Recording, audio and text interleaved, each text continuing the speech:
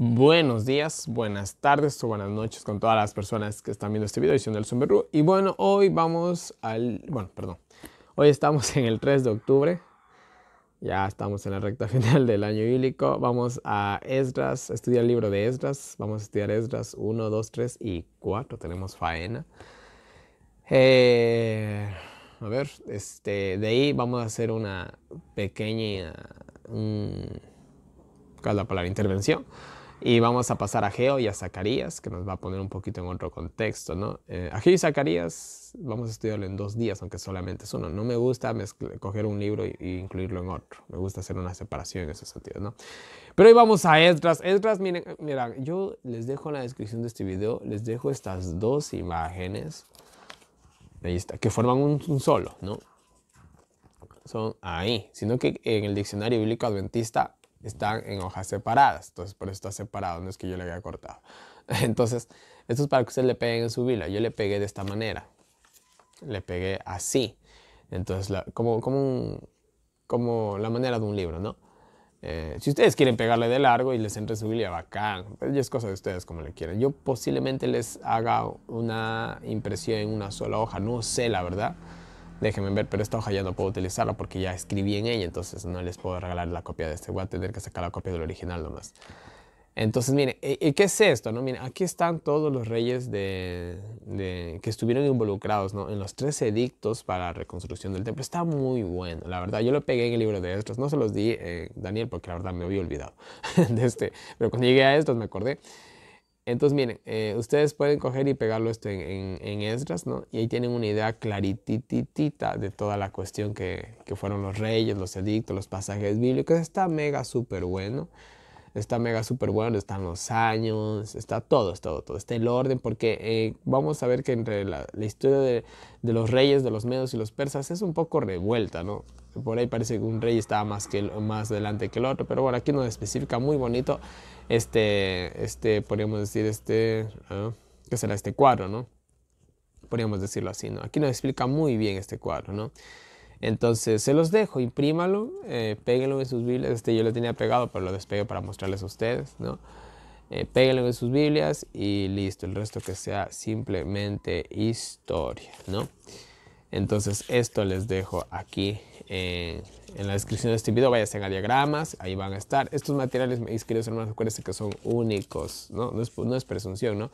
Pero esto no van a encontrar en internet, no hay esto en internet, ¿no? Esto solamente los que están viendo el año bíblico tienen el privilegio de poder tener estos materiales y pegarlos en sus Biblias, las cuales espero ver para fin de año, ¿no? Quiero ver cómo están esas Biblias, quiero ver. Y las personas que envíen un videito de cómo quedaron sus Biblias, las he de publicar en el canal de YouTube de Profecías Bíblicas para que vean, ¿no? Que más de uno está haciendo o hizo el año bíblico conmigo, ¿no? Vamos a Esdras y... ¿qué pasó aquí? Parece que me he olvidado de estudiar la introducción de Esdras, pero bueno, vamos a estudiarla juntos, ¿no? No he leído la introducción de Esdras, ni el título, ni el autor. Siempre, por esta la Biblia que tengo yo, siempre trae el título, el autor, el marco histórico y el tema. Los leo, pero parece que me he saltado. Vamos a leerlo juntos, no pasa nada. Cierto, me estoy olvidando de orar. Vamos a hacer una oración. Me acuerdo ustedes también. Vamos a hacer una oración, ¿ya? Oremos. Padre nuestro que estás en el cielo, santificado sea tu nombre, mi Señor. Gracias por un día más de vida. Gracias, mi Dios, por la oportunidad de seguir estudiando tu palabra santa y divina. Gracias por regalarnos un libro más, Señor mío, en el estudio del año bíblico. Gracias, mi Dios. Gracias también por haber terminado el libro de Esther. Gracias, mi Dios. No sabemos, no tenemos ni la idea de cuán privilegiados somos, mi Dios, a poder aquí estudiar, mi Dios, tu palabra santa y divina con toda la libertad del mundo, mi Dios. A diferencia de otros países que muchos de nuestros hermanos en la fe, mi Dios, quizás no adventistas, pero sí en la misma fe que tenemos en ti, mi Dios, son perseguidos, encarcelados y muchos de ellos muertos, mi Dios, por el simple hecho de tener una palabra tuya, mi Dios, en sus manos. Pero, mi Dios, aquí estamos estudiando y no sabemos cuán favorecidos, mi Dios, y cuán afortunados somos, mi Dios. Por siglos, mi Dios, muchos cristianos fueron perseguidos, mi Dios, por defender tu palabra, por tener una hoja, mi Dios, de tus palabras, mis Dios, fueron muertos de las peores maneras, mi Señor. Y hoy nosotros tenemos el privilegio de estudiar, mi Dios, a la hora que querramos, cuando querramos, mi Señor. Gracias, mi Dios, por este hermoso privilegio que nos has dado, mi Dios. Ayúdanos a valorarlo cada día, mi Dios. Que cada día anhelemos, mi Dios, encontrarnos contigo, mi Dios, para el estudio de tu palabra santa y divina, mi Dios, aprovechando, mi Dios, esta libertad que aún gozamos. Quédate con nosotros en el estudio de hoy y permítenos llegar hasta el fin del año bíblico. Te lo pedimos sin merecerlo en el último de Cristo Jesús. Amén. Bueno, vamos a la introducción de Esdras. Un libro muy bueno, muy interesante, muy va al par con Daniel 9. O sea, si tú estudias Daniel 9 y no estudias Esdras, no has estudiado nada. Entonces, para entender más específicamente un poquito Daniel 9, la cronología al menos, tienes que estudiar de ley Esdras. De hecho, si no tuviéramos el libro de Esdras, no supiéramos cuándo se dio la orden, podríamos decirlo así. Así que Esdras es un libro súper importante en el estudio de la Biblia, aunque parece mentira, es el que nos da el inicio para entender la profecía de las 2300 tardes y mañanas del año 457 antes de Cristo y de donde parten todas prácticamente las profecías. Entonces es un libro súper importante, aunque no lo pareciera, así que démosle la importancia que se merece, ¿no? El título, Esdras y Nehemías, dice, aparecen como un solo libro en el texto masorético. En las Biblias hebreas a partir de 1448 aparecen como dos libros separados con sus respectivos títulos.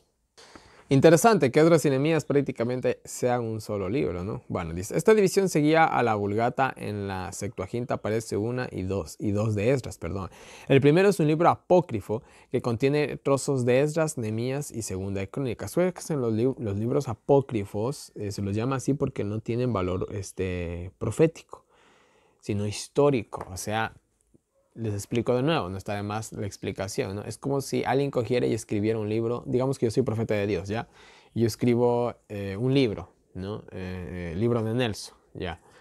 Y yo tuve revelaciones del Espíritu Santo y escribí ese libro, ¿no? Pero alguien que digamos, mi esposa, vamos a ponerlo así, ¿no? Que me conocía mejor que nadie, ¿no? Escribe un libro de mí. Mi libro tiene valor profético porque Dios me lo reveló, pero el libro de ella tiene valor histórico. Simplemente ella escribe desde su perspectiva muchos detalles, ¿no? Que yo incluso saqué tal vez del libro, o muchos detalles de mi vida, de acontecimientos de mi vida, milagrosos, ¿no? Que tienen simplemente un valor histórico, pero no un valor profético porque a ella no le inspiró nadie, sino simplemente ella cogió, escribió cualquier cosa que veía, sea bueno o malo, lo que sea, y lee. Entonces muchos quieren, saber un poco más de mi vida. Van y estudian el libro de Nelson II o Segunda de Nelson. No, pero no es un libro que nos va a servir para defender alguna doctrina, no es un libro que nos va a dar enseñanzas espirituales, simplemente es un libro de historias, un libro que tiene valor histórico, nada más, ¿no? Aclaramos eso, ¿no? Dice, el segundo de Esdras... El segundo, perdón, es Esdras, Nehemías, ¿no? Jerónimo fue el primero en separar los libros de Esdras y Nehemías. Sin embargo, los denominó Primera de Esdras y Esdras. Sí, a Primero de Esdras lo llamó. A ver, al que tenemos hoy como Esdras lo llamó Primero de Esdras, perdón. Y al segundo de Esdras, que hoy lo llamó segundo. A ver, y a Nehemías lo llamó Segunda de Esdras, perdón.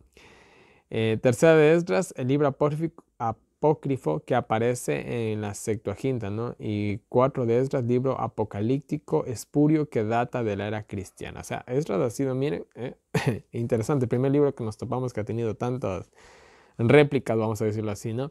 En las Biblias católicas de Nácar Colunga, y así, sí, Colunga, Nácar Colunga, y de Jerusalén no aparece tercera y cuarta de Esdras, ¿no? Bueno, interesante, ¿no? Esdras, ¿no? Obviamente tiene el nombre del profeta autor, ¿no? Y bueno, su autor, Esdras y Nehemías, formaron la continuación histórica y literaria de los libros de crónicas, y un estudio de ese estilo lenguaje revela que quizá tuvieron un mismo autor. La tradición judía, el Talmud, nombra a Esdras como autor principal, ¿no? Bueno, que también dirá ahí. Y a Nehemías como el que completó la obra, ¿no? Entonces, Esdras fue escrito por Esdras y terminado por Nehemías, ¿no? Interesante. Pudo haber sido muchos libros de la Biblia, yo creo que son así, ¿no? Que los comenzó, por ejemplo, cuando estuvimos en el Pentateuco, ¿no? ¿Quién terminó Deuteronomio? Posiblemente fue Josué. Posiblemente, no se sabe, o posiblemente simplemente Moisés escribió lo que Dios ya le había revelado hasta de su muerte y todos los acontecimientos, no se sabe. o simplemente por ahí Josué le dio algún detalle, queda simplemente en la historia, en la duda, podríamos decirlo. ¿Qué más? Marco histórico. Además de Esther, Esdras y Nehemías, son los únicos libros históricos del periodo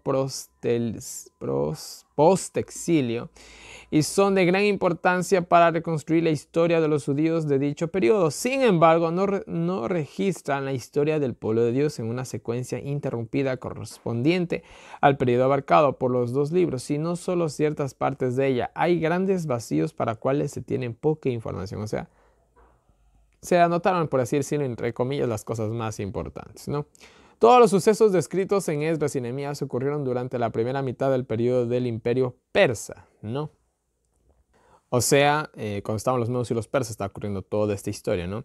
Que duró del año 531 a.C., cuando Babilonia cayó, ante las victorias de Ciro, hasta la muerte de Darío III en el año 331, el imperio dejó de existir y fue seguido por Alejandro Magno. Ya sabemos todo esto. Entonces, Esdras se escribió exclusivamente a la mitad del reinado de los medos y los persas, vamos a decirlo así, ¿no? Entre el 539 y el 331, ¿no? Ahí se escriben las fechas exactas. Ya saben que la cronología bíblica no es exacta, no es un calendario exacto de fechas exactas, no. Es como las lunas, ¿no? No sabes en qué fecha van a salir realmente, ¿no? El tema, Esdras y Nehemías son libros históricos, documentales que registran la realización del plan divino en la restauración de los judíos, ¿no? Y la reconstrucción del templo, obviamente. Así se les concedió otra oportunidad de cooperar con los propósitos eternos y demostrar su derecho de existir como nación. Además, esta narración muestra cómo se cumplieron las profecías de Isaías y Jeremías y proporciona un material documental valiosísimo mediante el cual se advierte que las profecías de Daniel 8 y 9 están claramente ligadas a hechos históricos comprobados. Justo lo que les decía, verán, y no leí los comentarios, ¿no? Por medio de una serie de ejemplos instructivos, Esdras y Nehemías ilustran cómo unas pocas personas pueden hacer grandes cosas para Dios. Miren, eso, y yo diría unas pocas y unas insignificantes personas pueden hacer grandes cosas para Dios, ¿no? Cuando son guiadas por dirigentes piadosos, sinceros, abnegados y al mismo tiempo intrépidos y determinados. Una buena parte del contenido de estos libros edifica y fortalece la fe en la dirección infalible de Dios. Qué bonito este pensamiento, ¿no? Que agregaron las personas que hicieron el comentario bíblico adventista. Y es verdad, mire, aquí en Esdras, yo leí los 4 primeros capítulos ya, no he leído los demás, no les voy a mentir. Y miren qué bonito, los líderes de esa época, los que se levantaron, líderes que desearíamos tener hoy, les digo así. En serio les digo. Porque en la actualidad, no sé cómo será en sus países, pero en mi país, los líderes, disculpen, de mi iglesia, nada que ver. Simplemente voy a decir así por no usar otra palabra, nada que ver, ¿no? Simplemente son como los fariseos del tiempo antiguo. Eso les puedo decir así en pocas palabras para no entrar en detalles, ¿no? Entonces, miren, cuando hay un buen líder, se hacen grandes cosas, pero también se necesita aporte del pueblo, ¿no? Pero yo creo, miren, no quiero justificar al pueblo, ¿no? Pero el pueblo es guiado por buenos o por malos. El pueblo simplemente es guiado, ¿no? Y si nosotros hablamos de los líderes, es verdad, un buen líder puede hacer muchas cosas, aunque el pueblo sea rebelde. Acuérdense de Moisés. Moisés hizo grandes cosas. Como en el pueblo era un desastre, ¿no? Pero a pesar de que era un desastre, ¿qué pasó? Él como se mantuvo firme, vamos a decirlo así, ¿no? Pues se pudieron hacer cosas, ¿no? Ahora imagínense si Moisés hubiera torcido el brazo a la primera, que a cada rato Dios quería destruir el pueblo. Yo de Moisés yo no hubiera aguantado tanto, en serio les digo, ¿no? Gracias a Dios que no fui Moisés. Yo hace rato hubiera desaparecido el pueblo de Israel. Si desaparece, llegamos a un nuevo pueblo, lo hubiera dicho yo. Yo sí lo hubiera dicho, pero Moisés no, ¿no? Moisés incluso prácticamente no entró a la tierra de Canaán por ellos, ¿no? Prácticamente fue así. Entonces, imagínense, ¿no? Este gran líder, ¿no? Que hasta el día de hoy, por así decirlo, es uno de los profetas más amados y recordados por el pueblo judío, ¿no? Ya que gracias a él, ¿no? Ellos pudieron entrar en la Canaán, ¿no? Entonces, claro que cuando el pobre se fue de este mundo, ahí se le lloraron hasta decir basta, ¿no? Pero ironías de la vida simplemente, ¿no? Bueno, dice que en el primer año de Ciro, Dios lo incitó para que dé un decreto, ¿no? Para que se cumpla lo que dijo Jeremías, ¿no? Esto está en Jeremías capítulo 25, versículo 11 al 12. Y en el capítulo 12, versículos... A ver, no, estoy mal. Y en el capítulo, 29, versículo 10, ¿no? Ahí encontramos esa historia, ¿no? Lo que está hablando aquí. Y bueno, ¿qué más nos dice? Así dice Ciro. Mira, esto es lo que decía Ciro. Jehová me ha dado los reinos de este mundo, ¿no?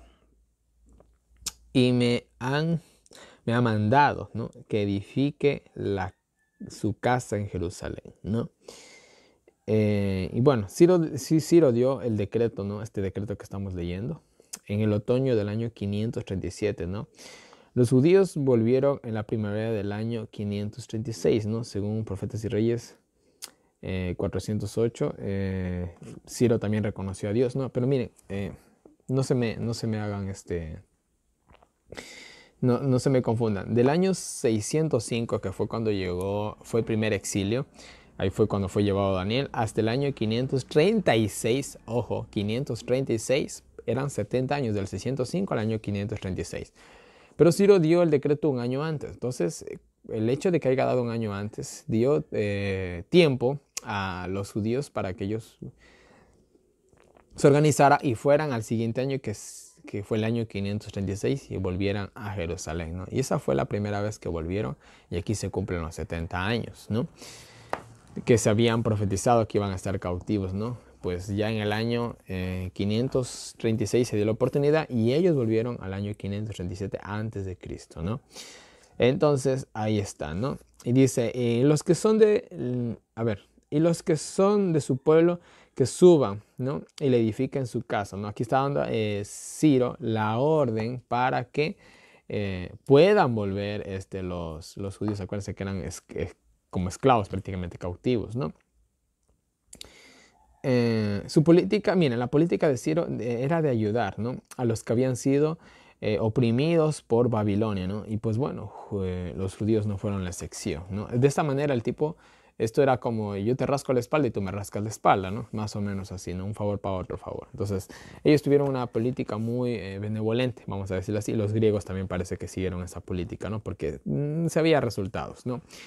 Y donde estén los de Israel, y donde estén los de Israel, ¿no? Que los ayuden, ¿no? Para que vuelvan y les den ofrendas para el templo, ¿no? Incluso los que habían estado en toda Medo-Persia, los alrededor, en las 127 provincias, vamos a decirlo así, usando un poquito el lenguaje de Esther, que les ayuden a volver, ¿no? Incluso les den ofrendas para su templo, ¿no?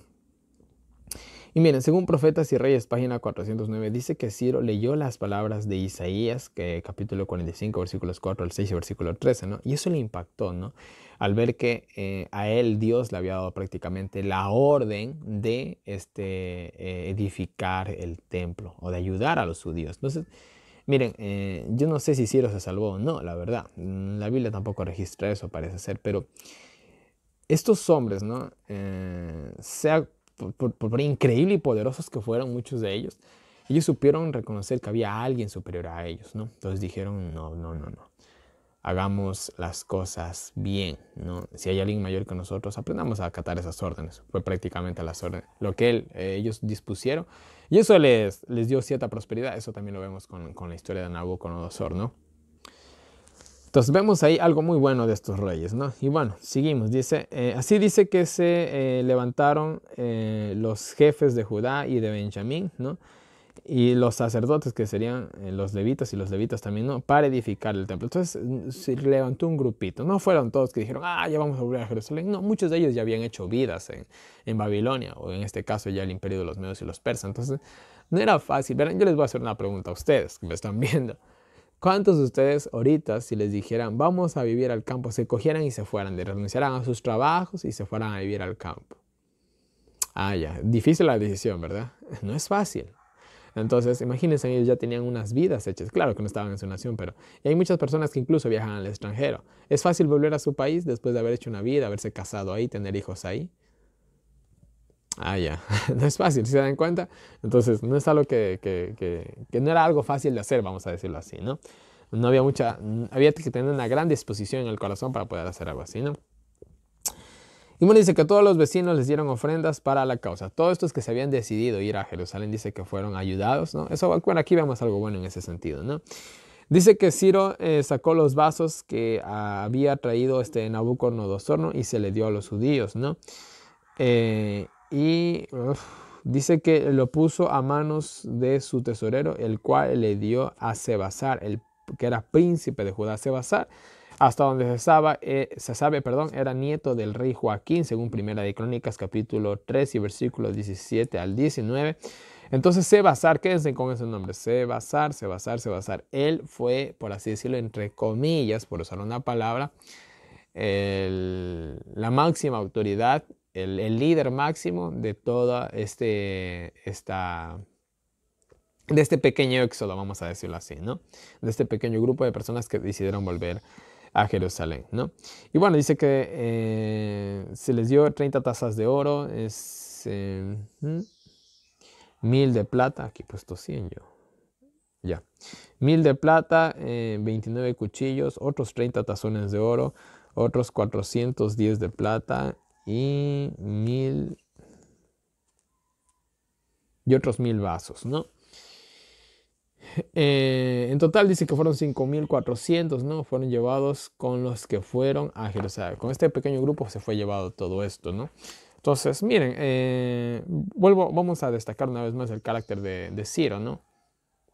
Oye, le estaba, entre comillas, devolviendo una pequeña fortuna a ellos. Entonces, miren, aquí vemos algo muy, muy bueno de parte de Ciro, ¿no? Él estaba favoreció demasiado, podríamos decir, incluso al pueblo de Israel, al punto que yo me imagino, ¿no? Que él tuvo que haber sido muy, muy, muy impresionado, ¿no? Por las palabras que leyó. Y quién sabe qué otras palabras más leyó, ¿no? Porque hay unas que por ahí incluso lo citaban a él con nombre y apellido, creo. Entonces, el tipo tuvo ese temor. Quizás el tipo no es que cogió y renunció a sus dioses, pero él se dio cuenta que una deidad, ¿no? Por encima de él lo estaba guiando, ¿no? Entonces, vemos también el reconocimiento de él, ¿no? Como a Dios, como prácticamente el Dios verdadero, ¿no? Entonces, interesante, ¿no? Interesante simplemente la historia, ¿no? Vamos al capítulo 2. Aquí realmente el capítulo 2 no hay mucho que leer. Y dice, estos son los que subieron y se establecieron en todo Israel, ¿no? Los cuales vinieron, dice, con Zorobabel. Acuérdense el nombre, quédense con el nombre de Zorobabel o Sebasar, que es prácticamente lo mismo. Es el otro nombre es el otro nombre de Sebasar es Zorobabel, si no mal recuerdo. Y dice con Jesuá, ¿no? Que era descendiente de Aarón, ¿no? Según Primera de Crónicas, capítulo 6, versículo 3 al 15, ¿no? O sea, aquí los que lideraron todo esto fueron Zorobabel, o también conocido como Sesbazar, y Jesuá, o Josué, tal vez le dicen sus Biblias, Jesuá o Josué, que es un derivado del nombre de Jesús, fueron los que lideraron, o sea, lideró el nieto del rey Joaquín y lideró, podríamos decir que el nieto del último sumo sacerdote que tuvo el pueblo de Israel, ¿no? Entonces, fueron personas muy importantes, ¿no? Pero sobre todo, personas importantes, yo diría que personas muy espirituales, ¿no? Que ayudaron a su pueblo, ¿no? Y bueno, aquí nos da una lista de otros príncipes que no se sabe quiénes eran en realidad, pero bueno, debieron haber ayudado mucho a la causa. Acuérdense que los príncipes eran personas muy pudientes, muy poderosas. Entonces, tenían grandes familias, entonces era muy importante, ¿no? No eran personas, podríamos decir, un poco irrelevantes, ¿no? Que se una un príncipe y su familia, estamos hablando de unas cuantas miles de personas y de unos cuantos miles de oros. Pero bueno, y bueno, aquí nos da una lista de los laicos que no la vamos a leer porque simplemente son nombres, ¿no? Tenemos el personal del templo también, del cual ahí se nos nombra los sacerdotes, los levitas, los sirvientes del templo, los hijos de los siervos de Salomón, ¿no? Y de los cuales un grupo de ellos no se pudo identificar que eran descendientes de los levitas, ¿no? Así que no se los pudo poner a cargo del templo. Acuérdense, miren, esto es algo importantísimo, muy importantísimo, que yo creo que se nos ha pasado por alto muchas veces en el año bíblico. No cualquiera podía trabajar en el templo, mis queridos hermanos. No cualquiera. Les voy a poner un ejemplo bien vano. Yo soy un hombre soltero, ¿no? Yo sinceramente no les voy a mentir, si me quisiera hacer de una esposa para que me ayude en los planes que tengo, como es ir a vivir al campo, el ministerio que tengo, etcétera, etcétera, ¿no? Entonces yo no les voy a decir que no, sí quisiera hacerme una esposa, pero que me ayude. ¿Qué tal si yo, caso hipotético, me hago de una mujer muy hermosa, que me agrada mucho y, bueno, etcétera, etcétera? Pero lastimosamente esta mujer no es cristiana, no es 100% cristiana. Tal vez tiene hasta el temor de Dios, pero no es 100% cristiana. Esta chica me va a ayudar realmente en los planes que yo quiero. Yo quiero ir al campo, pero ella no quiere irse al campo. ¿Va a ser una ayuda? Claro que no lo va a hacer, ¿no? Entonces, miren, yo he pensado mucho este asunto y yo he dicho, si algún día Dios me pone a alguien en el camino, ¿no? Tiene que ser alguien que realmente me ayude para poder seguir en el ministerio. Si no, yo de manera personal he decidido quedarme totalmente solo, les digo así. Si Dios me pone a la persona adecuada, gracias Dios. Y si no me la pone, pues Dios quiere que simplemente me quede solo. Acordémonos que, bueno, vamos a dejarlo simplemente ahí, ¿no? Entonces, miren, yo vuelvo y repito, necesito a alguien que me ayude en el ministerio, ¿no? Y si no, nadie, simplemente, ¿no?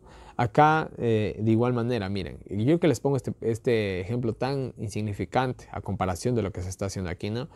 En la obra del templo, tenían que los que iban a hacer el templo, tanto los que iban a construir el templo como los que iban a organizar, liderar y estar en los puestos de cargo del templo, tenían que ser, vamos a usar una palabra moderna, cristianos, o en este caso, levitas, ¿no?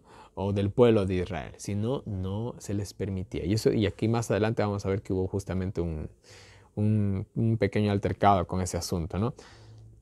Hoy en la actualidad, muchas de nuestras actividades en las iglesias las están liderando nuestros líderes, o muchos que dicen, es que esa música no era muy adecuada. Sí, es que lo que pasa es que los que estaban a cargo de los equipos no eran cristianos y por ahí se cometieron un error. No debería de pasar ese tipo de cosas. No debería de pasar. Se debería de buscar personas que sean adventistas que puedan hacer eso. Y si por último se contrata a alguien que no sea cristiano, alguien que esté al lado del tipo, ahí siempre, pegado ahí como, como hay un pez que se pega a otros peces más grandes que se llama el pez remo, creo que se llama, ¿no? Ahí pegado como un pez remo al lado del tipo, ¿no? Viendo exactamente qué cosa va a hacer. Pero bueno, si en última instancia no hubiera alguien capacitado para hacer ese trabajo, ¿no? Entonces, no cualquiera, miren, y eso que ellos eran, ellos eran del pueblo de Israel, ¿no? Pero aún así, como no había registro de ellos, no podían servir en el templo. Acuérdense que en el templo entraban levitas, los levitas, que también de ahí sería la rama de los sacerdotes, ¿no? Si no se comprobaba que eran levitas, pues bueno, ahí está la puerta, muchachos, lo siento mucho, ¿no? Dice que toda la congregación unida era un total de 42.360. Interesante los números, ¿no? El número 40, el número 60 y el número 300. 4, 6 y 3. Números interesantes, ¿no? Ya saben el significado de los números, ¿no? Pero bueno, vamos a dejarlo ahí. Dice que, además dice que tenían siervos 7.337, cantores habían 200, ¿no? 736 caballos, 245 mulitas, 435 camellos, 7.700 asnas, ¿no? ¿Y qué importan estos números? Miren, el comentario bíblico adventista dice algo interesante. Para ser un pueblo cautivo, los judíos tenían muchas posesiones, habían prosperado muy bien. ¿Saben lo que son? 7.720 asnas, ¿no? Asnitos, burritos. Hoy es bastante, bastantísimo, para unos cautivos. Y es lo que les decía justamente en el video anterior, ¿no?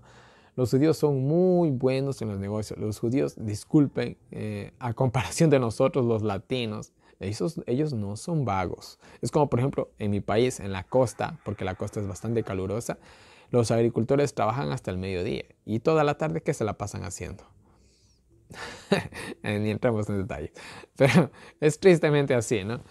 Vuelta a los judíos, no, los judíos siempre están haciendo algo, ¿no? Yo una vez hablaba con un judío, y esto ya les compartí esta historia, y me decía que el tío de él, solamente el tío de él, sabía hablar como 15 idiomas. Y dice, y es gente rica, decía él, porque los judíos tienen buenas posesiones. Dice, y ellos cogen y salen y hablan con la gente del mercado, y si es de ayudar a alguien, ayudan, y si es de desgranar unos granos, lo hacen. O sea, ellos, a pesar de incluso de tener su posición, nunca dejan su humildad, nunca dejan su humildad, nunca dejan de saludar a la persona de a pie. O sea, des en cuenta, ¿no? Esa calidad de gente, esa cultura tan hermosa que tienen ellos y tan envidiable que todo Occidente debería de imitar. Porque ustedes van, por ejemplo, a los países musulmanes, ustedes no ven pobreza. Dubái, ¿en dónde está ubicado Dubái? Ah, ya. Y los príncipes saudíes, ¿han escuchado de ellos? Las bodas, las bodas más... ¿cuál es la palabra? Más ostentosas del mundo, ¿dónde cree que se han dado? Allá, sí, en Medio Oriente. Ni los reyes ni los príncipes que tenemos por acá hacen o en Europa, mejor dicho, han hecho bodas como han hecho los príncipes saudíes. Unas cosas increíbles, ¿no? Pero ¿de dónde viene todo ese dinero? Del trabajo. Ellos no son holgazanes, mis queridos hermanos, ¿no? Entonces, miren, vemos los judíos que a pesar de ser cautivos, ellos tenían esa cultura, ¿no? De saber hacer muchas cosas. Acuérdense que a los niños judíos, mujeres, niños o niñas, se les enseñaba a todos ellos tener un trabajo manual, ¿no? El príncipe saudí más encumbrado que ustedes puedan ver, ellos saben hacer un trabajo manual, saben carpintería, o saben cerrajería, o saben algo, saben ordeñar una vaca, o sea, saben algo para defenderse con sus manos. Puede ser los más ricos, a ellos se les enseña eso, porque no saben qué va a pasar mañana en la vida. Entonces, ellos van a poder defenderse sabiendo un trabajo manual. Estas últimas, mejor dicho, estas últimas generaciones, ¿qué saben? Hay muchos que ni trabajan ni estudian y no saben hacer nada. Lo único que saben hacer muchos jóvenes hoy en la actualidad, ¿saben qué es? Estudiar y se la pasan estudiando y que tengo que estudiar y estudiar y estudiar, pero no saben trabajar, no saben cocinar. No saben nada, no saben, algunos, yo he visto personas, que esto es triste, no saben ni siquiera ajustar un tornillo.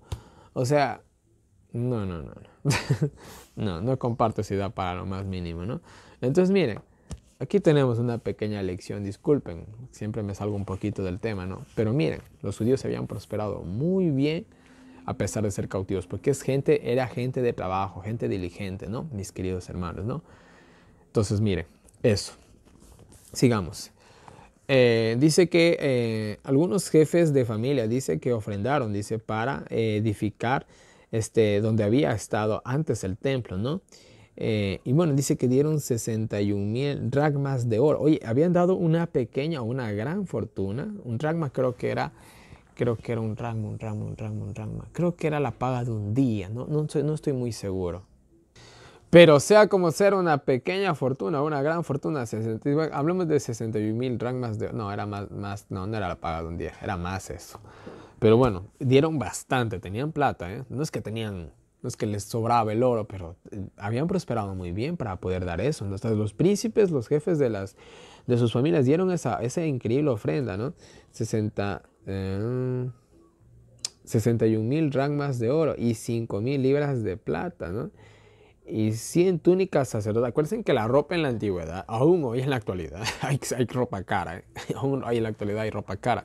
Pero antes, por ejemplo, los colores, por ejemplo, el color púrpura, ¿no? Moradito, como lo podríamos decir nosotros, no era fácil de hacer. Entonces era muy caro una prenda púrpura. Solamente la realeza o la gente muy millonaria podía usar este color. Entonces, dieron esas vestiduras que eran tan caras y tan difíciles de conseguir en ese color. Dieron 100 túnicas sacerdotales, en las cuales también estaba el lino y bueno, etcétera, etcétera, ¿no? Versículo final del capítulo 2 dice, así,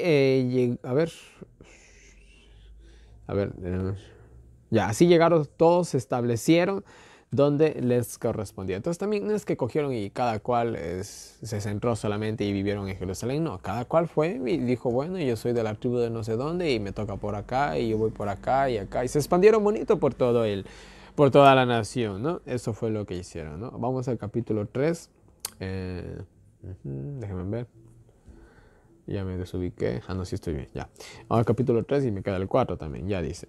En el séptimo mes dice que se reunió todo el pueblo. No se olviden que el séptimo mes, perdón, era la fiesta de los tabernáculos. Dice que se reunió todo el pueblo. Dice, entonces edificaron un pequeño altar. El altar dice que ahí para ofrecer sacrificios, ¿no? Y bueno, simplemente cumplieron la fiesta de los tabernáculos, ¿no? Y lo hicieron, dice, a pesar de que tenían miedo de los pueblos de los alrededores. Mira, aquí comienzan los problemas, o al menos a citarse los problemas. El pueblo de Israel regresó, pero acuérdense que su tierra en ese momento era una tierra muy deseable. Entonces muchos querían esa tierra. Y cuando vieron que volvían, que dijeron, oye, se nos está yendo ese pedacito de tierra que estaba libre, ¿eh? Y en sí, obviamente, Satanás también estaba instando a muchos para que no se haga la obra, etcétera, etcétera, etcétera. Lo vamos a ver en el capítulo 4 mejor.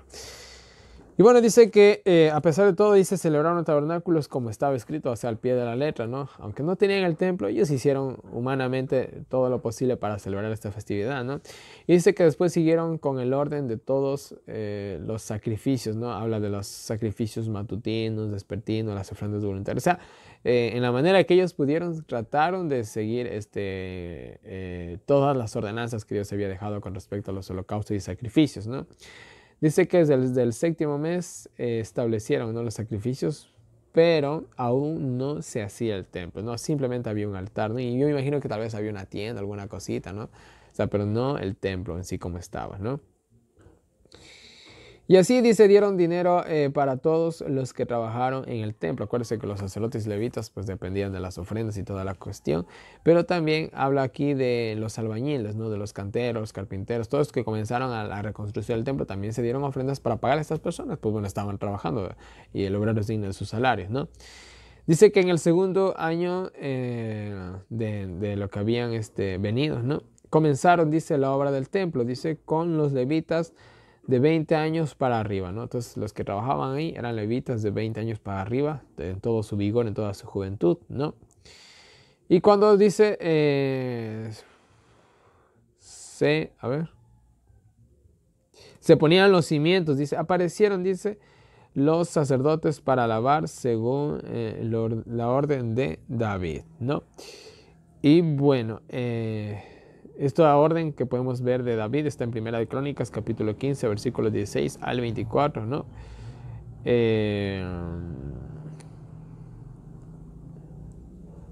Y bueno, también nos dice que el sacerdote Josué o Jesuá y su familia dice que dirigían a los que edificaban el templo. Estaban ahí, ojo al piojo, ¿no? Atentos que todo se haga de la manera correcta, ¿no? Y bueno, dice que los sacerdotes cantaban y todo el pueblo cantaba y tenían gran júbilo y alabanza, pero mientras ellos cantaban también otros lloraban. Entonces había un poquito de irreverencia, vamos a decirlo así. Ya vamos a leer una cita del Espíritu Profecía que nos aclare un poquito más. Dice, y los que habían visto el templo de Salomón, dice, lloraban a la vez que se echaban los cimientos. O sea, mientras unos cantaban, otros lloraban y otros construían. O sea, un poquito de desorden, podríamos decir ahí, ¿no? Y bueno, dice que ellos lloraban, ¿no? Porque este templo era una sombra del primer templo, ¿no? Pues hace 50 años, ¿no?, se había destruido el otro templo. Acuérdense que el templo no se destruyó en el año 605, sino fue en el año 586, creo que fue, si no mal recuerdo, ¿no? Entonces habían pasado 50 años desde la destrucción del templo. Entonces había muchas personas ancianas, obviamente, ¿no?, que se recordaban perfectamente cómo era el primer templo. Y lloraban debido a que este era una pálida sombra de lo que fue alguna vez el gran, esplendoroso y increíble templo de Salomón, en el cual había invertido miles de billones de dólares, como les hice una vez un pequeño evalúo, billones de dólares valió ese templo. Era una cosa increíble. Podríamos decir que era la maravilla más grande del mundo antiguo, ¿no? Y bueno, fin de eso, ¿no? Y dice que no se podía distinguir entre los lloros y los gritos de alegría, ¿no? Entonces vemos ahí un poquito de desorden, ¿no? Pero miren, voy a leer la cita del Espíritu de Profecía, que solamente la encontré. Sí, solamente hay una cita del Espíritu de Profecía que justamente es referente a esto que termina el capítulo 3 y nos dice así. Algunos alababan y otros se lamentaban. Y dice, miren, no necesitamos decir que esta alabanza y este agradecimiento eran completamente apropiados. Está bien, ¿no?, la alabanza que dieron los sacerdotes y el pueblo, ¿no? La casa sobre la cual descansaba su vista era lo bastante importante para el Señor como para que él enviara su mensaje vez tras vez con el fin de animar a los edificadores. Obviamente también Dios mandó muchos mensajes de aprobación y de ánimo para que se haga la construcción del templo, ¿no? El Señor da a sus siervos palabras para hablar y todos deberían haber expresado esta gratitud cuando vieron que se puso el fundamento de la casa. Pero surgió otra dificultad. Se oyeron lamentos, llantos y exclamaciones de duelo, porque exteriormente el templo no era tan glorioso, entre comillas, ¿no?, como el primero. Hubo quienes usaron su habilidad de persuasión para comentar la inferioridad del edificio en comparación con el que había construido Salomón. Con la música y el canto, con el regocijo y la alabanza a Dios, se mezclaba un sonido inarmónico, no de gozo, alabanza o agradecimiento, sino de descontento. Miren, hubieron personas que dijeron, no, este templo no es tan bonito como el otro, y comenzaron a llorar por eso. Vieron lo suficiente como para alabar a Dios. Vieron que el Señor los había visitado después de haberlos esparcido por su ingratitud y deslealtad a sus mandamientos. Él había influido en el corazón de Ciro a fin de que ayudara a los que fueron nombrados para reedificar la casa de Dios. Pero los que se desanimaron fácilmente no caminaron por fe. Albergaban sentimientos de desánimo que no fueron sabor de vida para buenas obras, sino que se pusieron a llorar. No fueron agradecidos. Se pusieron, como se dice popularmente, a llorar sobre agua derramada. Oye, el templo está destruido. ¿Qué se le va a hacer? Démosle gracias a Dios que podemos construir otros y que estamos aquí. Pero no, a veces nosotros siempre tratamos de ver las cosas negativas y bueno, parece que eso fue lo que pasó aquí. Y bueno, para terminar el estudio de hoy vamos a Esdras capítulo 4. Y dice, cuando sus enemigos se enteraron que edificaban el templo, vinieron, dice, a Zorobabel, ¿no?, el jefe máximo que estaba en ese momento a cargo del pueblo de Israel, ¿no?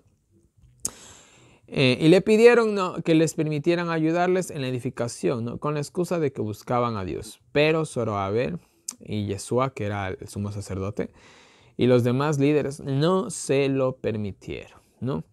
Estos que vinieron, ¿no?, dice que eran de Siria y Mesopotamia, ¿no? Eran en medios paganos, medios cristianos, mejor conocidos como los samaritanos. Dice, lo vimos en Segunda de Reyes 17, 24, 33. Acuérdense que por ahí hubieron cuando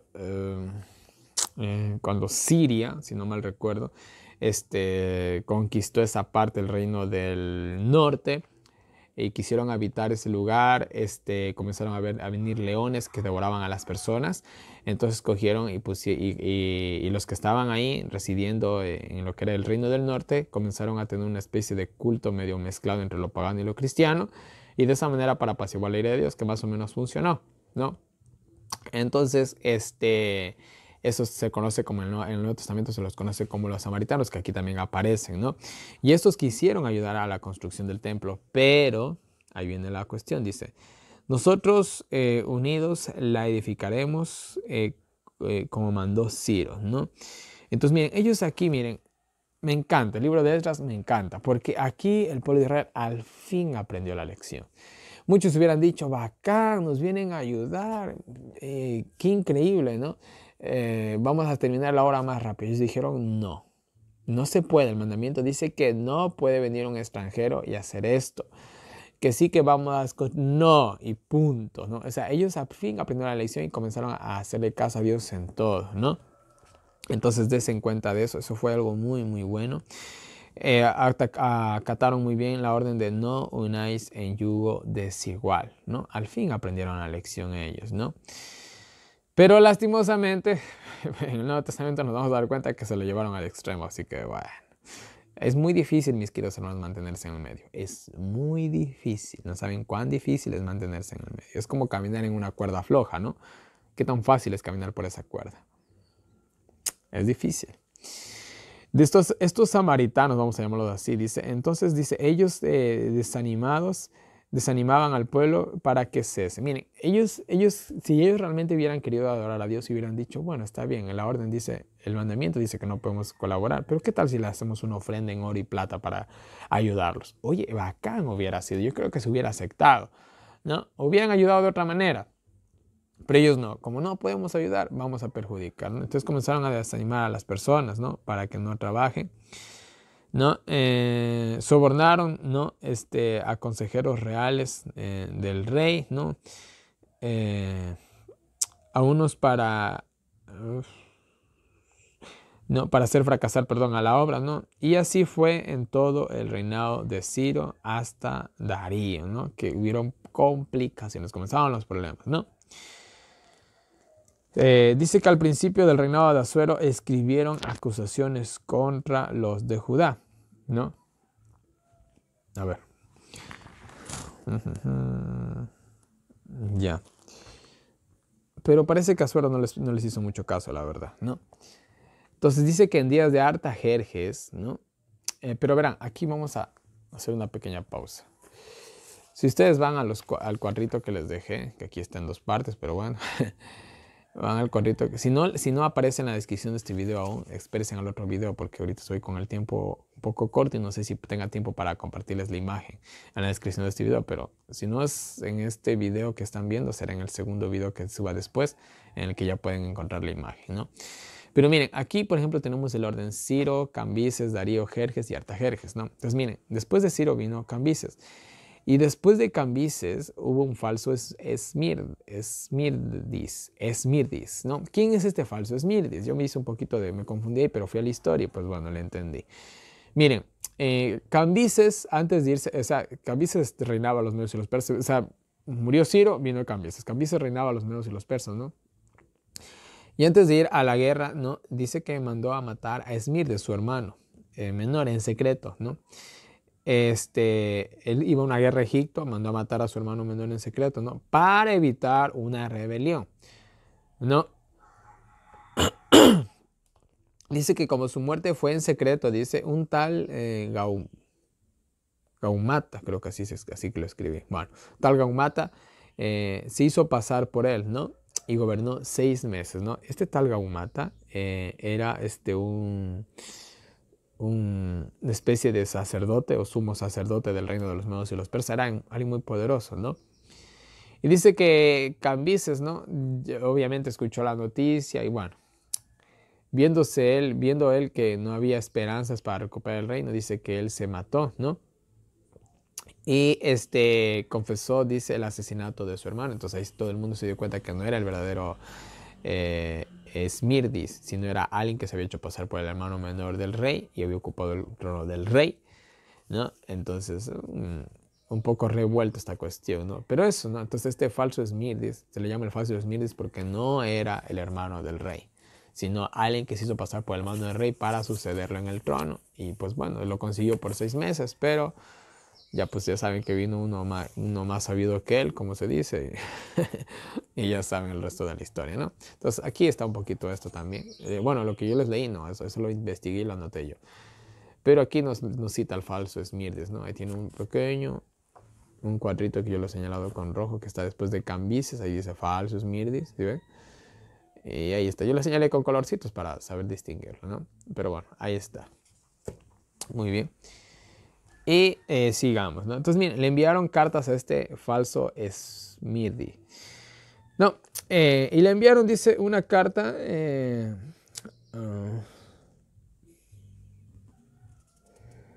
Bueno, aquí la Biblia dice Artajerjes, pero realmente estamos hablando del falso Esmirdis, ¿no? Contra los de Jerusalén, que decía así, ¿no? Los funcionarios de Persa escribieron esto y también los de Samaria, ¿no? Ahí está.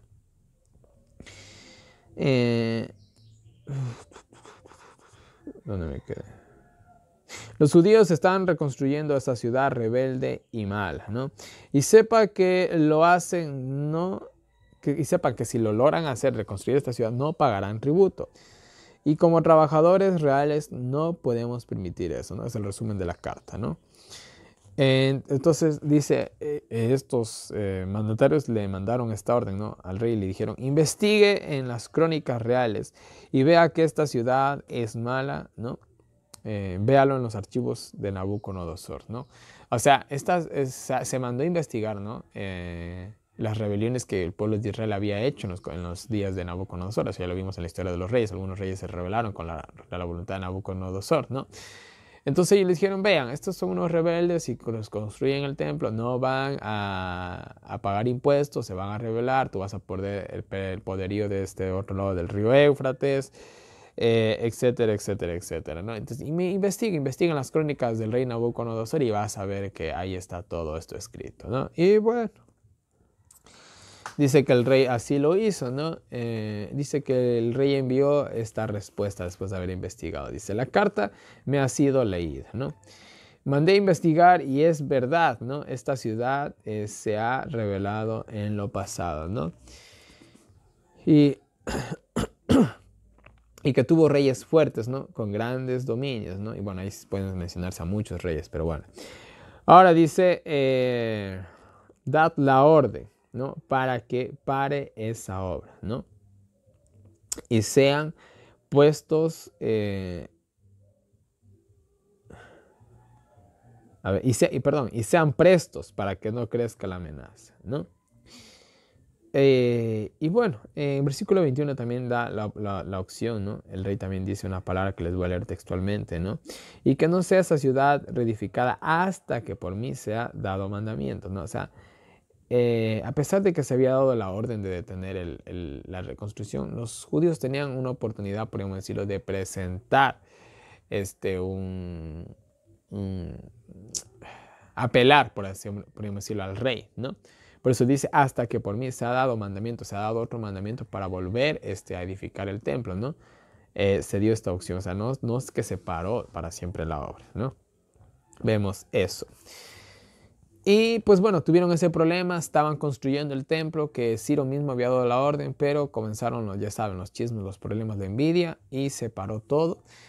Y vino incluso este falso Esmirdis, que fue la piedra en el zapato del pueblo de Israel, cesó la obra y así pues quedó por un buen tiempo, ¿no? Y pues bueno, ahí quedó todo, ¿no? Versículos 23 y 24 para terminar dice, y así ellos, fueron a hacer cesar la obra, ¿no? Hasta el segundo año de Darío, ¿no? Sí, el rey de Persia, ¿no? Y hasta ahí nos llega la historia, ¿no? Y ya le hemos de continuar, porque ahorita entramos al libro de Ageo, ¿no? Pero miren, esto fue lo que pasó, ¿no? La obra se detuvo, se pospuso. En el libro de Ageo vamos a ver cómo vueltas fue la reconstrucción del templo. Vemos que también por ahí hubo un poquito de desánimo del pueblo, pero se los instó, ¿no? Para que puedan hacer esto, ¿no? Entonces, esto, hermanitos, no hay nada más que decir, ¿no? Este es el libro de Esdras, ha sido la primera parte del libro de Esdras y bueno, ya hemos de continuar siguiendo estudiando este libro, ¿no? Y bueno, una vez más en pantalla tienen toda mi información de contacto para todas las personas que me quieran agregar al WhatsApp para recibir los enlaces del año bíblico, los audios del año bíblico, preguntas, sugerencias, correcciones, cualquier cosita, háganmelo llegar por ahí. Vayan a la descripción de este video, al diagrama que les dejé, ojalá esté ahí, y si no, inténtalo más tarde, que lo he de subir tal vez un poquito con tardanza este diagrama, porque estoy un poquito corto de tiempo ahorita, ¿no? Y bueno, ahí tienen las diferentes maneras en las que me pueden colaborar. Muchas gracias a todas las personas que apoyan el Ministerio de Profecías Bíblicas. En serio, muchas gracias de verdad. Se les agradece de todo corazón. Y bueno, mis queridos hermanos, no les canso más. Que Dios nos bendiga a cada uno de nosotros, nos ayude a seguir adelante y nos vemos el día de mañana con un nuevo video.